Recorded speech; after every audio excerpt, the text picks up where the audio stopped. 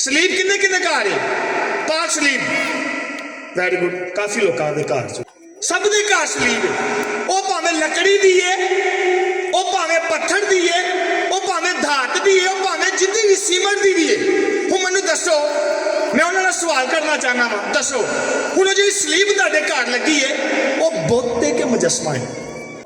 ਜਿਹੜੀ ਸਲੀਬ ਤੁਹਾਡੇ ਘਰ ਲੱਗੀ ਹੈ, ਭਾਵੇਂ ਉਹ ਵੱਟੇ ਦੀ ਹੈ, ਭਾਵੇਂ ਉਹ ਲੱਕੜੀ ਦੀ ਹੈ, ਭਾਵੇਂ ਉਹ ਪੱਥਰ ਦੀ ਹੈ, ਜਿੰਦੀ ਵੀ ਹੈ, ਉਹ ਬੁੱਤ ਹੈ ਕਿ ਮੁਜੱਸਮਾ ਹੈ? जिन्होंने कहा मुजस्मा, जोरदार तालियां। क्योंकि सलीब पीछे की है नजात का मंसूबा है।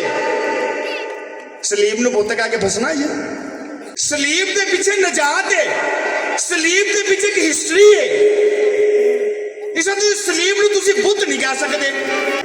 बाबा चर्चा में लगी होंदियां ने, असीं उस सलीब अगे जाके सिजदा भी कर लईदा, अखां बंद करके दुआ भी कर लईदी है, करी दी है कि नहीं? ਉਹ ਤੁਹਾਨੂੰ ਬੁੱਤ ਪ੍ਰਸਤ ਨਹੀਂ ਨਜ਼ਰ ਆਉਂਦੀ?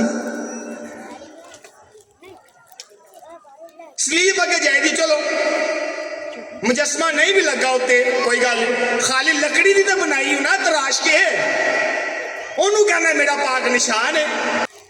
ਉਹਨੂੰ ਨਹੀਂ ਅਸੀਂ ਬੁੱਤ ਕਹਿੰਦੇ, ਉਹਨੂੰ ਵੀ ਕਿਆ ਕਰੋ ਫਿਰ, ਕਿਉਂਕਿ ਅਸੀਂ ਕਹਿ ਤੇ ਕਹਿੰਦੇ ਨਹੀਂ, ਅਸੀਂ ਤਾਂ ਕਹਿੰਦੇ ਮੁਜੱਸਮਾ ਭਾਈ ਹੋ, ਕਿਉਂਕਿ ਤਰਾਸ਼ੀ ਗਈ ਹੈ, ਬਣਾਈ ਗਈ ਹੈ ਖੂਬਸੂਰਤੀ ਦੇ ਨਾਲ, घट वध ना होए, लैवल होए, बावां भी उत्तों सिरा भी अन्ना कुत्ते होए, पैर थले बहुत लंबे हो, यानी असीं तसल्ली ना हुनरमंदी दे नाल बनाई दी है।